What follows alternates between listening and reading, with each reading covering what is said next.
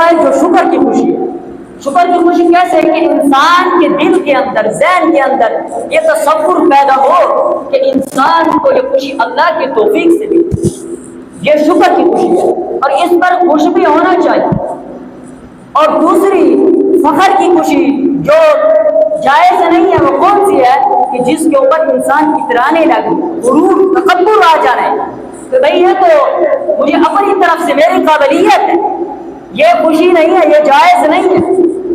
3 احکام واضح رکھیں خوشی کے بارے میں کہ کون سی خوشی جائز ہے، کون سی خوشی منانا جائز ہے اور کون کس خوشی پر خوش ہونا جائز ہے۔ پہلی بات تو یہ ہے کہ کسی حرام پر خوش ہونا بہتر نہیں ہے۔ حرام کر، جرم کر کے خوش ہونا یہ گناہ ہے، عبادت کر کے خوش ہونا یہ بہتر ہے، ثواب بھی ہے، عبادت بھی ہے۔ دوسری بات کہ جہاں پر انسان خوش ہونے کے بعد گناہ کرنے لگ جائے، ناچنے لگ جائے تو یہ حرام ہے۔ ہاں خوشی کے اوپر صدقہ دینے لگ جائے، شکرانے کے نوافل ادا کرنے لگ جائے، یہ جائز ہے، یہ ثواب بھی ہے۔ تو ہماری خوشیاں آج کل کیسی ہیں کہ جب کسی کے گھر میں کوئی شادی ہو تو 1 مہینہ پہلے یہ سانگ کے ڈگ لگ جاتے ہیں۔ بھئی اگر تم نے گناہ کرنا ہے اپنے کمروں میں، اپنے گھر کے اندر محدود رکھو نا اپنے انسان کو، کہ جس طرح ایک انسان ہے اللہ کی عبادت میں، اللہ کی محبت میں بڑھ جاتا ہے، ہر درجہ بڑھ جاتا ہے، جنت کی شوق میں آگے بڑھ جاتا ہے، دن رات ایک کر دیتا ہے، شوق ہوتا ہے۔ بھئی ہم تو ایسے بن گئے ہیں کہ اللہ کی نافرمانی میں حد سے بڑھ جاتے ہیں کہ بھئی کس طرح اللہ کو معاذ اللہ ذلیل کرنا ہے۔ بھئی اللہ کو ذلیل کرنے کے یہ طریقے، خدا کی قسم میں ایک دن گھر کے اندر قرآن پڑھ رہا تھا، میرے گھر کے قریب ایک شادی ہو رہی تھی، اس میں پورا ہفتہ پہلے یہ سانگ لگے ہوئے تھے، خدا کی قسم میں نے دروازے کو بند کیا اور قرآن پڑھا۔ یہ پورے مکمل ڈیرہ کے اندر اور بہت سارے شہروں کے اندر یہ چل رہا ہے۔ بھائی ہاں اب دیکھو اللہ نے خوشی دی ہے، بھائی تمہاری شادی یہ سنت طریقے سے ادا ہو رہی ہے، اللہ نے توفیق دی ہے، تو پھر اس کو صحیح طریقے سے ادا کرو نا، حد سے بڑھ جانے کی کیا ضرورت ہے؟ پھر اگر تم نے یہ گانے لگانے یا خوش ہونا بھی ہے تو اپنے گھر تک محدود رکھو نا، نمازیوں کا خیال کرو، اذان کا خیال کرو، مساجد کا خیال کرو نا۔ بھئی یہ کیا بات ہے کہ تم نے لوگوں کو بھی گناہ میں مبتلا کرنا ہے، اجتماعی گناہ، بھئی ہر کسی کو شامل کر، بھئی یہ معاشرے کو بدلنا ہے۔ دیکھو آج مغرب نظریاتی جنگ میں کامیاب ہو رہا ہے۔ کون سی نظریاتی جنگ؟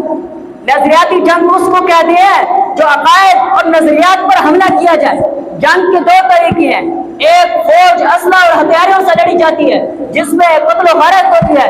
جنگ کا دوسرا طریقہ یہ ہے کہ جو کہ نظریات اور عقائد پر حملہ کیا جاتا ہے، ذہنیت کو تبدیل کیا جاتا ہے، اخلاق، تہذیب و تمدن کو تبدیل کیا جاتا ہے۔ اور مغرب آج خدا کی قسم اس جنگ میں ہم سے بہت آگے ہے۔ آج ہم نے مغرب کا شیوا اختیار کر لیا۔ مولانا زاہد الراشدی صاحب حفظہ اللہ نے کل ایک فلسفہ بیان کیا، وقت کم ہے، انہوں نے فرمایا ایک بہت ہی آسان طریقے سے سمجھایا، فرمایا حق کے بارے میں سمجھایا، فرمایا کہ مغرب کا ایک طریقہ ہے کہ حق وصول کرو، کسی سے بھی حق اپنا وصول کرو۔ اگر ہم سارے حق، اور نبی علیہ السلام کی تعلیمات کیا ہے، قرآن کیا کہتا ہے؟ حق دو، سب کو حق دو۔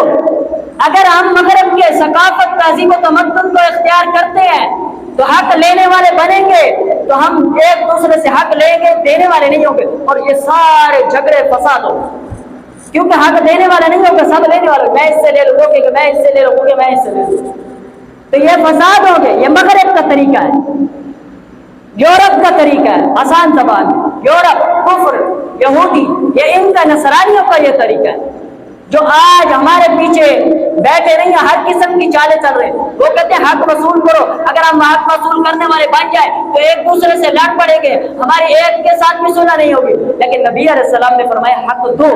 جب میں کہوں گا اسے دے دوں، وہ کہے گا اسے دے دوں، وہ کہے گا اسے دے دوں، جب سب ایک دوسرے کو حق دینے والے ہوں گے تو لینے والا کون بچے؟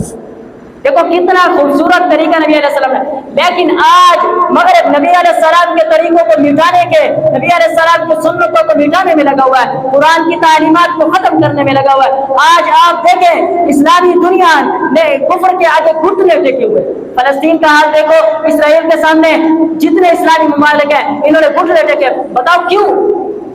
کیونکہ قرآن کسی اسلامی ملک میں بھی نافذ نہیں ہے. جتنے بھی اسلامی ملک ہیں تمام کے اندر یہ مغرب کا طریقہ چل رہا ہے. قرآن نافذ نہیں ہے. اگر قرآن کو نافذ کرتے خدا کی قسم یہ آسمانوں کے اوپر ہوتے، بلندیوں کے اوپر ہوتے. حضرت عمر کی ایک حدیث ہے، ان اللہ لا يرفع بهذا القرآن اقواما ويضع به آخرين، کہ اللہ تعالیٰ قرآن کے ذریعے بعض قوموں کو بلندیوں پر لے جاتا ہے اور بعض قوموں کو نیچ پر لے جاتا ہے، نیست و نابود کر دیتا ہے. آج ہم نے قرآن کو پشت کے پیچھے ڈال رکھا ہے، قرآن کی تعلیمات مٹتی جا رہی ہیں، قرآن نبی علیہ السلام کی سنتیں مٹتی جا رہی ہیں. ہم نے اس وجہ سے آج ہم ناکام ہیں. تو میرے دوستو میں یہ گزارش کرنا چاہوں گا، واللہ قرآن کو پڑھو، قرآن کو سمجھو، قرآن کے اوپر اپنے بچوں کو لاؤ، اس کی تعلیمات پہ عمل کراؤ. یہ مغرب کی ثقافت کو ختم کرو. مغرب کا بہت سارے طریقے، مغرب کہتا ہے 2 بچے سب سے اچھے، لیکن نبی علیہ السلام نے فرمایا شادیاں فنکحوا ما طاب لکم من النساء مثنی و ثلاث و رباع، فنکحوا تم نکاح کرو ما طاب لکم جس سے چاہتے ہو، من النساء عورتوں سے، من النساء مثنی و ثلاث و رباع 2 2 3 3 4 4. اب دیکھو قرآن نے ایک کے بارے میں کہا ہی نہیں ہے، ایک تو قرآن نے ادب میں بھی نہیں لایا، قرآن نے شروع بھی 2 سے کیا. اگر ہم یہ شادیاں کی کثرت ہو جائے، آج گناہ کیوں عام ہے؟ کیونکہ شادیاں ہم نہیں کر سکتے، کیونکہ جہیز کا مسئلہ ہے، کیونکہ گھرانے کا مسئلہ ہے، کیونکہ ہر کوئی کہتا ہے بھائی اس کی لڑکے کی نوکری ہوگی تو ہم لڑکی دیں گے. تو بھائی یہ اگر کریں گے تو گناہ عام نہیں ہوگا تو اور کیا ہوگا؟ بھائی کسی نے آج تک جا کے علماء سے پوچھا ہے کہ نبی علیہ السلام نے اپنی بیٹی کی شادی کس طرح کی تھی؟ نہیں پوچھا نا. یہ مغرب کا معاشرہ ہے، ہم اسی کے اوپر چل رہے. کچھ دن پہلے ایک آدمی آیا، اس نے مجھ سے پوچھا کہ بھائی آپ بتا دیں کہ نبی علیہ السلام نے شادی کی تھی. مجھے بڑی خوشی ہوئی، میں نے کہا دیکھو آج بھی لوگ زندہ ہیں تو اپنے بیٹوں کو اپنے شادیاں نبی علیہ السلام کے طریقے پر کرواؤ. تو دیکھو نا نبی علیہ السلام نے فرمایا 3 شادیاں کرو، بچے بھی پیدا کرو. مغرب کہتے 2. اگر مغرب کے طریقے پر چلتے ہیں نبی علیہ السلام کی امت آخرت کے دن کم ہوگی، قیامت کے دن کم تعداد میں ہوگی. نبی علیہ السلام نے فرمایا مجھے فخر اپنی امت پر، کیوں میری امت تعداد ہوگی، اس کو گنا نہیں جائے گا. تو اس وجہ سے وقت کم ہے تو میں چاہتا ہوں کہ آپ سب اپنے، میں نے ایک حدیث پڑھی کہ قرآن پڑھو کتاب اللہ سے ایک حرف کی 10 نیکیوں کا ثواب ملتا ہے. اور نبی علیہ السلام نے فرمایا لا اقول، میں نہیں کہتا الف لام میم حرف کہ پورا الف لام میم ایک حرف ہے، بلکہ میں کہتا ہوں الف ایک حرف ہے، حرف ہے، لام ایک حرف ہے، میم ایک حرف ہے. تو 3 حرفوں میں 30 نیکیاں. تو قرآن کو پڑھو، قرآن کو سمجھو، قرآن کو اپنے ذہنوں کے اندر بٹھاؤ اور قرآن کی تعلیمات کو اپنے جسموں پر ابھارو. کہ یہ جب تعلیمات ہماری زندگی کے اندر آئی، خدا کی قسم اللہ ہمیں بھی، خاندانوں کو بھی، پوری قوم کو بھی، پوری اسلامی ممالک کے اوپر کفر کو گھٹنے ٹیکنے پر مجبور کر دے گا.